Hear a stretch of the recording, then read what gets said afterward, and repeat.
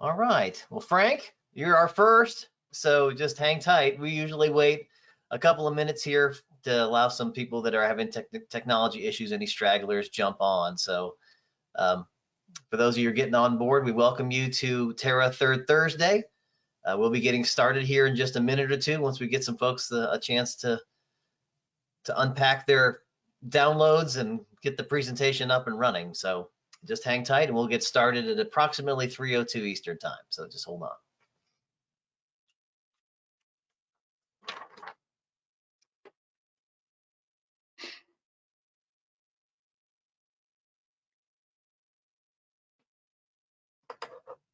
Well, I see Mike is joining us again this week or this month. Appreciate you. I think you attended a bunch of. Oh, there's my buddy Wally. So all of you again, appreciate you guys being on early. We are expecting about 20, I think, registered for this evening. So we're going to be looking at, or this afternoon, we'll be looking at getting a few more folks to log in here, and then we'll get started here in just about another 60 seconds. So appreciate those that are on time just to wait for us and be respectful of your colleagues that are having potentially technology issues or are finishing up a call. So we'll get started here in just a few moments.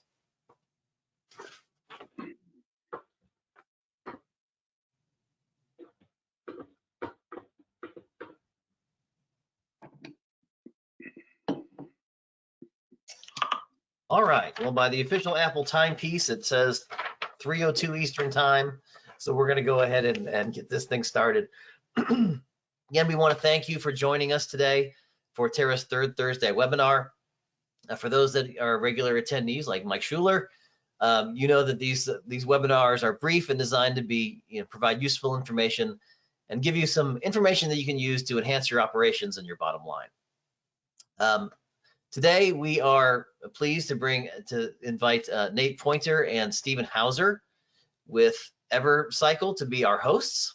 And I'm going to be calling Stephen Hauser because having two Stephens on the presentation is just too confusing.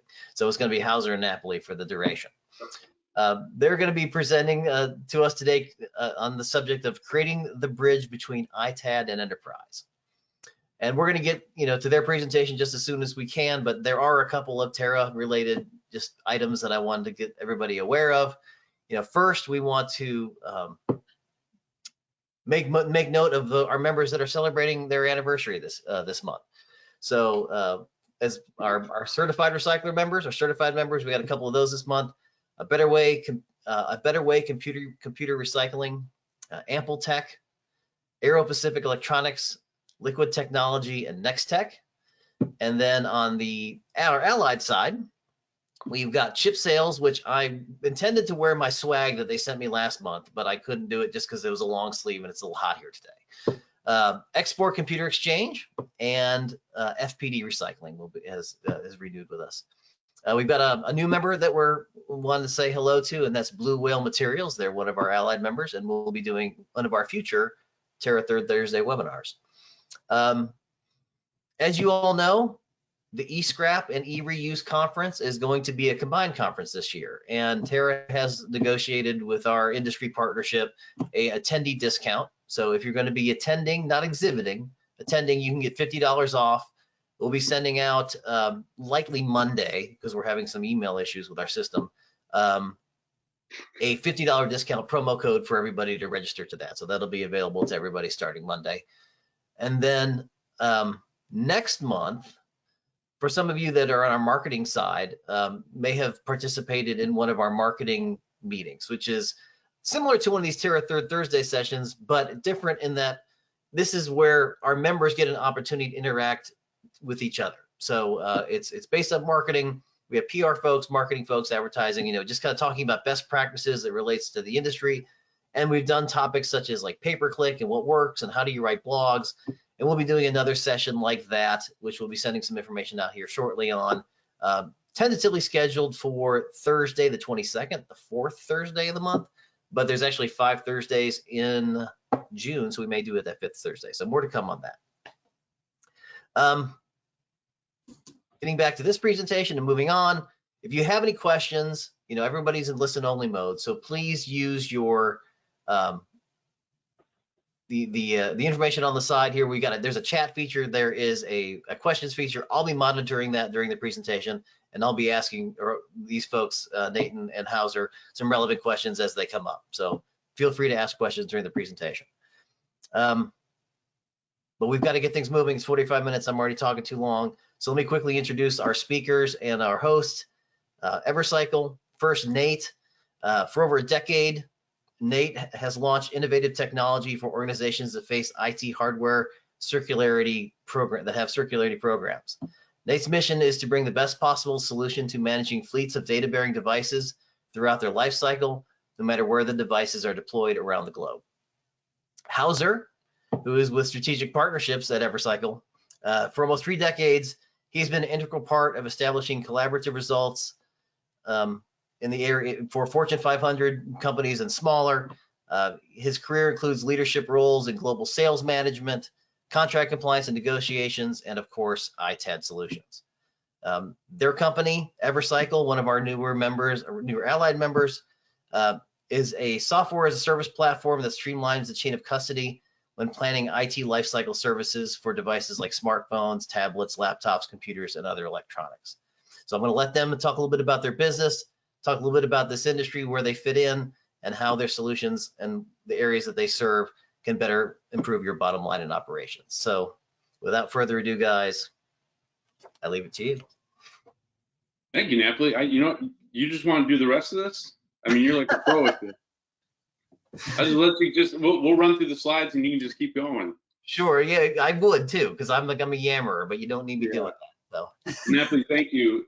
Thank you to you and to Tara and the members that have joined us today and will watch later on. Appreciate you taking some time and spending a little bit of it with us today. So Nate, if you want to hit the first slide, that would be awesome. Or did you have anything to say, Nate? Oh, no, go ahead. All right. So who are we and why are we here? So that's probably the thing you're saying is, why am I spending 35, 40 minutes with these guys? So our team comes from all facets of ITAD and ITAM. So from sales, marketing, operations, engineering, customer experience, and systems automation, alongside ITADs, ITAMs, and VARs, and from a wide variety of enterprises. So we enjoy problem solving, want to see this industry improve for enterprises and its providers. And we've teamed up to bring a SaaS platform to ITAD and ITAM providers, enabling them to thrive and connect with enterprise customers. So it's a big world out there. There's a lot going on. There are a lot of changes. And we're hoping that some of the information we share with you today will be good takeaways and you can take back to the office and tomorrow maybe make some small changes and better your organizations from top to bottom. So Nate, you want to do the next slide? Yeah. So today we want to talk with you about avoiding some ITAD pitfalls that we've seen over the years and some very more recently.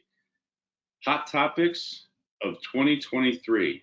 Sounds like I'm reading Jeopardy questions or something for 200. What should you keep in mind? And so what is the bridge? We have some closing statements, and then hopefully we have time to take some questions from the audience today. So that's where we're going to start. Nate, you want to grab this one? Yeah. So I want to hit a little bit on where we've seen some things go wrong in ITAD, and one reason why I want to bring this up is because sometimes it's realized a little bit too late and it causes a lot of problems. So these are just some examples. I know some of this might kind of seem obvious to you, or maybe some don't, but I'm sure we could all swap some stories that we've learned from, and but these are just some that really stick out because like Stephen mentioned, we've come from the space. We know that when your head's down and you're dealing with the day-to-day, it's kind of easy to miss sometimes and kind of take a step back. But then, if you aren't paying attention to some of these higher level things, or at least preparing for it, can result in many fires down the road. So, I know that some things are easier said than actually done in practice. We totally understand that. So we'll hit on some of the tips and things to keep in mind, just to try to help you avoid some of these issues. So First of all, not understanding what actually matters to your enterprise ITAD customer. I almost laugh saying that out loud because it sounds kind of obvious, but I think sometimes that is missed a little bit. And we'll come back to that in a little bit, but hint, it's not simply just top dollar. I think a lot of you guys probably understand that, but they might not admit what they really want, which is an interesting thing. And remember who you are in this relationship. And we'll come back to that later in the presentation, but yeah, saying yes to everything. I would imagine you guys could probably kind of relate to this, but then expecting to kind of figure it out later. Don't risk your outcome by assuming your customer might want more things. It's a slippery slope to kind of offer the world, and it creates a giant snowball with kind of all parties in its path. It's just not a good recipe. Yeah, P.S. they might prefer you don't just say yes, actually. They do look at you guys as experts. So kind of an obvious one here again, not having systems for accessing info that your customers are asking for. And, it's exponential, the problems that can come from that. And then being kind of too far to one side of this rigid versus ad hoc kind of spectrum. Are you too structured? Are you too open-ended? And, again, it's another high level one. A signal that that's a problem, it's tough to scale. Hint, find your identity and collaborate, or at least be open to that. Again, we'll hit on these things here in a little bit.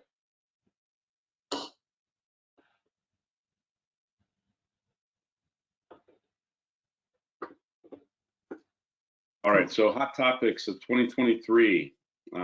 These are some of them. There are a lot of them, but these are some of the ones we want to touch on today. I hear this all the time. We'll touch on some of the things that we're hearing across the industry, ITAD, ITAM, enterprise, and in e-waste. I'm not sure what that means. We have some examples of customers, ITAD, ITAM, we think we know what the enterprise customers want. And enterprise looks at us and goes, we don't want that, we don't need that. So try to put some clarity around that. ESG is here to stay. It's a big buzzword, buzz acronym, I guess you'd say. And we'll touch a little bit about that. Budgets and pandemic devices. We're 3 years removed. So it's going to be an interesting time coming up here the next couple of years, see what happens. And refurbished computers and laptops market. Some interesting stats to share with you today on that as well. So those are some of the hot topics of 2023 we're going to cover. Yeah, it's funny, Stephen. These do kind of, now that I see it, does kind of look like Jeopardy topics, right? Yeah. And I'm not as good as Alex, that's for sure. So the first one, I hear this all the time. These are some of the top 2023 realizations from ITAD providers servicing enterprise. So one of the big things we're hearing constantly, regardless of who we're talking with, that customer portals are a must. And I'm going to say that again, because again, we hear it a lot. Customer portals are a must. We were talking with someone last week, and they said if you don't have one, you are behind. It's not a separator. It is a must now. So typically, we've thrown people at problems or new processes.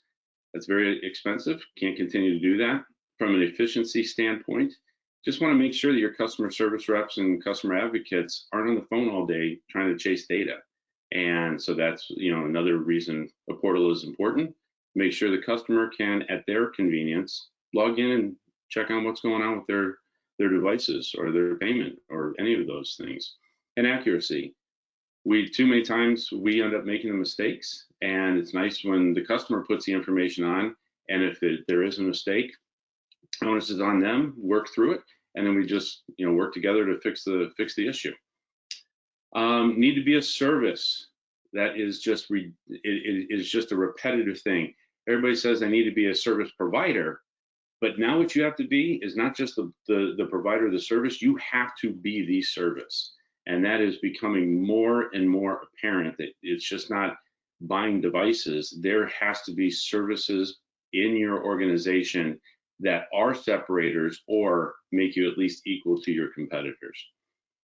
Reverse logistics is a huge factor in today's ITAD offerings. We were talking with someone last week at a show, and they said they spend probably 60% of their time utilizing reverse logistics just to make sure that they differentiate themselves, whether it's the pickup, however it's playing out. They just spend so much time in reverse logistics. It's not just going and picking things up anymore and paying people. Except the remote workforce dynamic. It's not going away. I think they said upwards of 36% are back at work. That's still very, very, very low. So the box and mail-in programs are critical now. It's an ever-changing thing. Sending a box to one person and making a label every day, very, very time-consuming and costly. We also hear we want to do more in ITAD or move into ITAD. A lot of e-waste R2 certified organizations are saying we're getting all these good things and we're passing them downstream. Let's start doing them ourselves. Customers need accessible and detailed information. We hear it all the time. You hear it all the time. Where's my data? So, and I feel like everyone's after the same devices. We'll come back to that one a little bit later. But there's a lot of devices out there, and it's just a matter of looking at the items above that last line can allow you to be different and make sure that you are winning those deals. I'm not sure what that means. R2, ISO, RIOS, NAID, e-stewards. Customers, a lot of the time, don't even understand the importance of these certifications. And that's for their data security, their bottom line, and their ROI on their existing equipment, and their peace of mind. This is not just a checkbox for enterprise ITAD customers. And so many times it's just people look for the logo and they're like, oh, okay, they're great, but they don't understand what it means to be R2 V3, to be ISO 9001 certified. Difficult to obtain and maintain. The amount of time and resources that are invested in getting these certifications, it should be standing on top of the mountain and saying, look at what we've done for you, Mr. and Mrs. Customer. Look at how we are helping protect your data and keep everything secure. Like I said, sizable financial investments for you. Spend the money, the time, brag about it. And as I mentioned earlier, most have zero understanding of the benefits of working with a service provider that has these certifications. They're incredibly important, brag about them. All right, I think the last one I have here is ESG is here to stay. As everybody is talking about ESG, everybody looks around and goes, well, what really is it? It's not clear today what this will ultimately become, but it is not going away. One main thing is make a plan on how you will track data. If you ask 10 different people, they're all tracking different things. So eventually we will be able to understand more of what needs to be measured, but execute that plan and create clean and concise reporting. That is one of the biggest things. We're gathering all this data, but we can't spit it back out and make use of it. Help your customer understand which of these metrics you measure are important and confirm what is important to them and what they need. So many times we'll push data to a customer, they only need 2 of the 26 data points. So find out what they expect and what they need. Some of your customers may only require those few that I mentioned. Remember to store all the historical data, because odds are, if they haven't come back to you yet, they probably will when all this ESG, there's some more clarity around it. For more information, you can visit eaststewards.org or epa.gov. They each have really nice tools that are ever evolving. So they also have great information on ESG. So definitely visit those sites if you haven't. And you can even create your own tools just based on that information. What's next here? Budgets and pandemic devices. Research shows that over 35% of enterprise companies expect to spend more on IT hardware in 2023 versus 2022. Reasons? New devices are available after the supply chain issues, and average prices on refurbished devices are down by over 16% versus 2022. So there's more availability and prices are down, making it more affordable for companies to buy new and used. Non-traditional ITAD services, such as employee buybacks, are gaining traction, and they can help offset the new customer device purchase or consumer device purchases. But enterprise needs methods to facilitate those, and that's where all of you come in. There are millions of one-to-one and remote worker devices that were purchased or leased in early 2020, the beginning of the pandemic, and they're now coming off lease. They're on a 3 to 4 year refresh cycle if they were new devices. So with that in mind, that is a lot of devices getting back to when we said everybody's going after the same devices. We're at that magic point of the 3 to 4 year mark of the one-to-one remote worker devices. And despite what you may have heard about remarketing downstream, this is not a bad time for ITAD because, again, it is becoming more service-oriented, not just grabbing devices, recycling, and trying to resell if possible. What do we have next, Nate? Yeah. I think this is my last one. Refurbished computer and laptop market. As I said earlier, some interesting data that has been released. Quick fact, many of you probably already know this one, but this one is amazing to me, that 80% of the environmental impact of introducing a new laptop to your fleet can be saved by recirculating a laptop instead.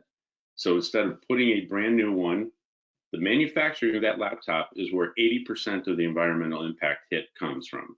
If you don't put a new one in and you refurbish and reissue one, you save that impact on the environment.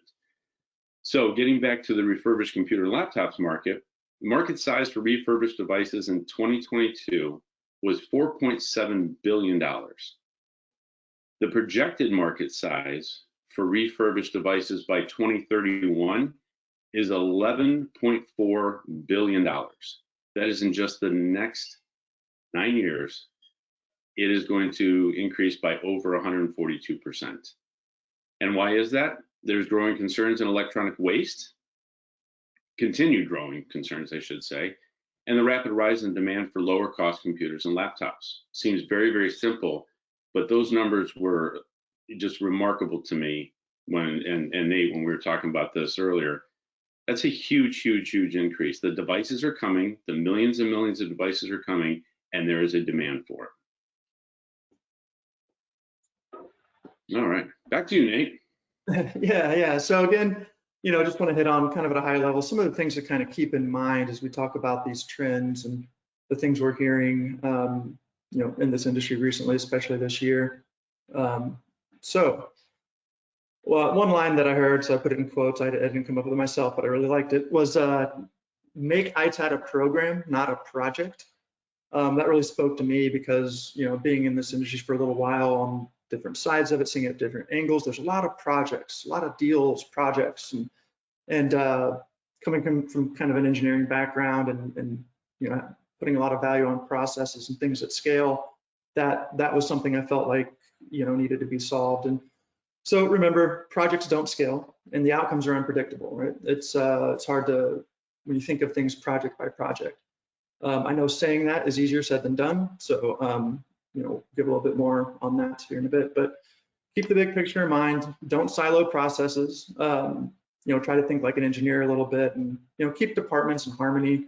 I'm sure that a lot of you don't need to hear some of these things. It might sound kind of obvious, but sometimes a reminder can help. And that's just where, I've seen some things before where procurement works differently than operations, works separate from finance, and it can cause a lot of problems if they're not working in harmony there. So also kind of a little bit on the marketing side, enterprises see past the fluff.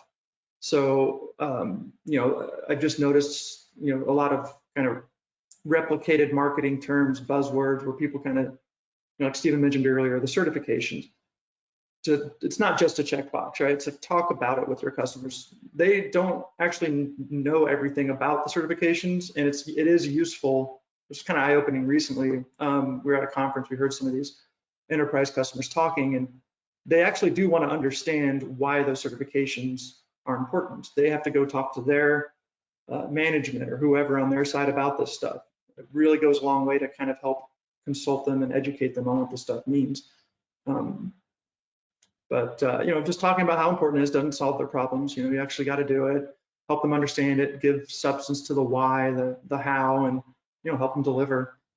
So over here, you're in the position to set expectations. I think sometimes that might be kind of forgotten when you get all these requirements and you're thinking about these projects that are coming, and just remember that the customers, like, why do they have requirements, right? They need to have requirements. It doesn't mean they know more than you do.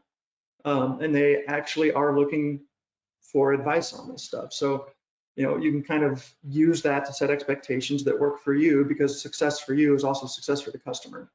Again, I'm just saying this stuff because I've seen it before where, it kind of goes back to the saying yes to everything. Just know that, you're in that position to help them. And they appreciate that. And just because they have requirements doesn't mean they think they know how it should go. I put here, don't assume, ask questions. And I know there's RFPs, but there are some methods and ways to get enterprises to trust and rely on you. They stick with you, and you can give them reasons to not want to just go shop around. Sometimes there has to be RFPs, sure, but obviously if they like you, they're going to find ways to stick with you. And you can give them those reasons. So, for enterprises, ITAD is part of an experience. That's something that I think shouldn't be forgotten.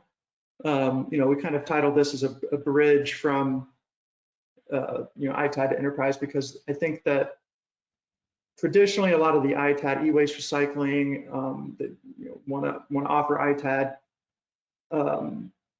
having been kind of on both sides and in between of that, I just kind of realized that there's more of a need for this being a service for enterprises, and I think maybe some realize that there's an opportunity for, that they do need help in between their devices and what ITADs or e-waste recyclers traditionally do. So, consider how the IT asset manager, the HR, CIO, the finance department, sustainability, and other areas of the organization need to function efficiently around ITAD. It is beneficial to put some thought into that and talk to your customers about that. Again, ITAD as a service, don't just buy devices. And listen with genuine curiosity. I've seen the results of just thinking that way and having that mindset go a long way, and just really genuinely listen, care, be curious. It's just a helpful mindset, and have a goal of removing touch points. I think this is actually a very important one. And why? Well, all of the reasons, right? So, when I say touch points, I mean from a device existing somewhere to getting to your operations, to the safe place where it needs to end up, right? And as many touch points as are in between, whether it's through the enterprise themselves, aggregating devices, so however they might do that, if you have a third-party logistics or with freight, or if you have a white glove service that goes in, those are all touch points. And that's all areas where some things can go wrong, right? So there's a chance for human error. There's some reconciliation that traditionally almost seems like it always has to happen, right? Like, okay, where did something not, get reported accurately, and what happened here? And it's been kind of a mission of ours to try to figure out how to fix that. But notice these, ESG costs, and I ended it with sleep better, right? Because all these different touch points, and it ends up being ultimately your responsibility. All those areas where something can go wrong, it's a cause for worry at the very least, not to mention all these other reasons. But again, transparency and detail as kind of a baseline is worth it. I know that sometimes I've just seen where some ITAD providers, buybacks, e-waste people, they kind of give a little bit of information until the customer might ask for more information.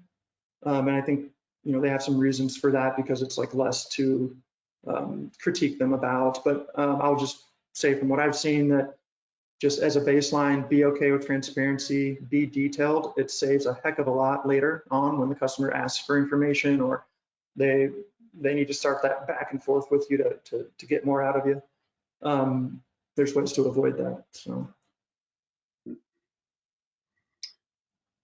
And as we mentioned earlier, so what is the bridge? As Nate had touched on a little bit, ask, listen, and educate. Sometimes we listen to our customers and then we leave that meeting going, oh my God, how are we going to get this done? How in the world did we not ask that question? And that's the thing with the open dialogue with enterprise customers. It's just, they need you as much as you need them. And so many times we forget about that they steer the ship in a direction and you're like, gosh, if we just would have asked that one question, if we just would have clarified. Now we're assuming and we can't go back to them. Remember, you can always go back to them. Going back and asking a question again and getting reconfirmation is better than assuming and trying to figure it out. And then they look at you and go, why did you do that? You should have just called me. It's happened 1,000 times before. And that's where the educate comes in. Be the expert. Know that customers look to you for your expert advice.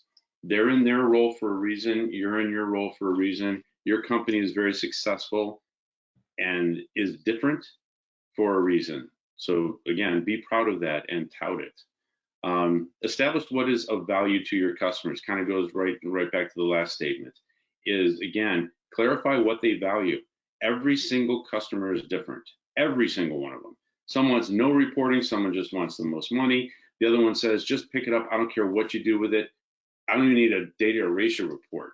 That's a no. You're still going to get one. But make a difference in the customer experience. Like we said a few times, just don't buy devices. When you want to make a company sticky with you, it's a people business. Yes, there are devices being transacted, but it's people and people. We do business with people that we enjoy being around, people that can help us understand and learn, and we're all the same. And it's just a matter of making sure that you don't forget about that customer experience. And sometimes it's very hard. It's just transactional, but it's people, and never, ever, ever forget that. Execute your plan on data metrics and reporting. We talked about that earlier. It is so critical. Again, the companies that want top dollar, or they just wanted the experience, or they just want it out of their building. It's the same with the data metrics. Measure as much as you can and measure what you're great at, what you're not good at, get better, and just ensure that you are collecting as much data as possible, retaining it, and report to your customers what they expect to see. As we said before, don't just say yes. Set repeatable expectations that work for you and the customer. That just goes without saying. Just make sure you continue to ask questions, and it's okay to say no, or partner with someone, collaborate, and make sure you're taking care of the customer, but you're doing it on behalf of the customer. Because all of us, we can't do everything. We're not great at everything, but there are other companies out there to collaborate with and become a great team. Be transparent and detailed, like Nate said. It's just business 101. Have a clear understanding of what you excel in and prepare to scale. That one's very, very important, because everyone that is watching this and everyone in any company, you're good at something, and get great at it. Make sure you can scale, and then bring the additional services in as you continue to grow. It's not worth attempting to do everything yourself. Collaborate with other Terra members. This is a gigantic, amazing network of people and companies, and the services, again, you can't do everything. Terra has a great, great group of members that you can collaborate with. Oh, gee. You didn't know that was coming, did you? Adopt repeatable systems for scaling. We keep saying scale, and that's one of the hardest things to do in a business, is make sure that you can scale and you have the tools and the people and the collaborations to do it. And promote department harmony. You see it in so many companies, not just ITAD, ITAM, e-waste, enterprise. Everywhere you go, people are siloed, and they're like, oh, they've got that. That's not my responsibility. Absolutely not. It is everyone's responsibility to make sure that we're doing what we can to be e-stewards and take care of this environment. What do we have next? Yeah, so kind of some closing statements here. Well, we really appreciate that you've taken the time to join us today, and considering that a little bit of a time constraint here, we can only get so granular with some of these topics, obviously. So, some of these topics might be useful for you to kind of dive into more and see what tips, methods, tools, things like that. But maybe some of them aren't. So, or maybe all of them are, right? So. I want to practice what we preach here and, not assume what it is that you guys specifically are in need of. So, but I do want to make sure that we are providing something of value to you. So now you can have a sense of, what we're passionate about, what we're here to do. You saw at a high level, the areas that we've seen are important to focus on, especially recently and a little bit here in the near future. So very much welcome you to reach out and let's just chat. Feel free to say, hey guys, the part about being a service, or when you mentioned repeatable systems for scaling, how exactly can I do that, right? Remote workforces, how can I orchestrate logistics for that in a scalable way? Removing touch points, I emphasize that one. If you're thinking, hey, that really speaks to me, what methods are there to accomplish that? We really love those types of conversations. So yeah, please reach out. Definitely want to make sure we're helping you in the right little areas, of this. So. Awesome. Steven, anything else? No, I want to thank everybody for joining. Napoli, did we get any questions at all? Yeah, and I've got a couple of remarks and questions I want to ask for you guys here. Now we wrap things up. Thank you so much. This was really, really helpful. And every time we do these, I always end up something with my jaw dropping a little bit. It's like sometimes the things that we do and the things we're talking about here at Terra with our membership and what we're trying to accomplish really start to make sense again to me when I start hearing people talk about this industry. And that is, there are some external forces that are out there that no one has control over. No one has control over who's going back to work and when, where these devices are coming from, or what's the macroeconomics of, and are there going to have, recessions coming up or whatever. But I'm excited in the fact that I see this industry is going to grow. I mean, it's here now. In 2031, it's going to be doubled, 125% increase. So if people do nothing, they should still do well in some capacity. But all of our members here, especially our certified folks, have gone that extra mile to be certified, which means they can do the internal things that you're talking about here of creating an experience and being transparent. I mean, all of these folks are being audited on an ongoing basis. If you're willing to be transparent, to be audited by a third party, why not provide that to your clients? And if you can't put it together in a way that's simple, there are solutions out there like you all and others that can bring things to the table to help them make their day easier. I think we're getting to a point within the industry that we're moving away from sales. I mean, sales is always an important part. People are going to be selling all the time, but people got to start thinking about marketing, how they present themselves, what that experience is going to be, how they're going to demonstrate their transparency, how they're going to prove the fact that these certifications matter by demonstrating that they operate in a different manner. There is a huge opportunity in this space right now with all of that. And I think, seeing as we continue to grow Terra, now over 100 facilities, we got a really growing, robust group of our allied members that are coming together. This industry is really poised to be a lot of continuous professional development and continue to having a positive impact everywhere. With that, one of the questions that rolled in was, because a bit of a political nature. I mean, talking about ESG, that's a hot topic politically. Some people are fighting for it. Not to say people fighting against it, or just don't look at it as that important. But we can't. It's one of those external things. Our industry, to a limited extent, every day are working. We can't impact what people, what the macro people think about how to approach ESG. thing is, it's here. And what's important is how it impacts your customers. If your customers are coming to you for an ESG solution, independent of the political environment, you need to have one. And as the younger generations start getting into the workforce, and they're going to be asking these questions for certain. So we're going to have to be ready to answer them. So for you all, what are some of the things that some of the key things that you can deliver in terms of helping people report on and provide some ESG backup? Yeah, definitely. So, I'll use an example of, last week we're at a conference, I heard, someone from the enterprise side say, yeah, okay, we get it. Like, it's important, right? It's here. Like, okay, we hear that over and over and over, right? But what can I actually do though? Like, and there's a two-part answer to this. But and the answer to that question that I overheard someone reply, I thought was great.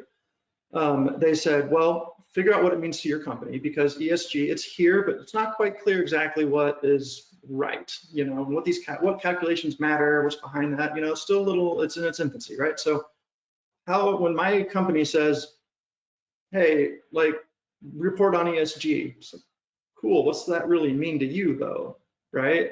So then I thought that I remember hearing this answer from the speaker at this conference, thought it was great. It was, try to relate it back to maybe the values of the company, what it means to the company, right? And in that way, you can't really go wrong, right? You can't really be wrong about what you're bringing to the table when it comes to ESG, as far as picking which metrics and stuff to use. And reporting on it isn't just a spreadsheet of numbers based on calculations, right? You have to kind of put a story to it. That's what matters to the organization. That's what, if it's a PR related reason, if it's a compliance reason, it can't just be numbers, right? So one way, so second part to answer your question, we help by providing kind of like templates that do these calculations that are actually presentable, so that you can, you can download, share, export, make it part of a larger report on what happened, the traceability of assets. What does this really mean? It's not just number, it's something that can be part of a human discussion, right? And not just like, I don't know, here's some stuff, I hope this is what you want, like, make it meaningful.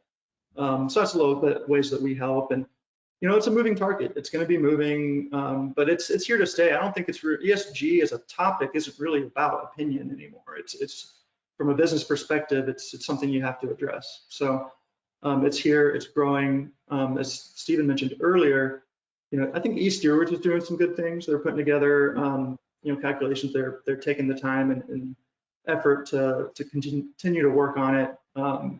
There's people out there that are doing some good stuff there. So and real quickly, to finish that point, when the internet started, there were no regulations, and now there's rules all over the place on what you can and can't do, and then someone goes off to the left and does something different.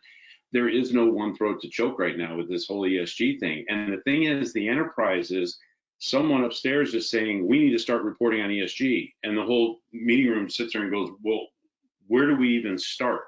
And that's where talking with your enterprise partners, ask them what they're being asked for, and then get to work to figure out how it is that you can start reporting on that and learn and become the expert for your customers, regardless of what's going to come from the EPA or whoever in the next 4 to 5 years.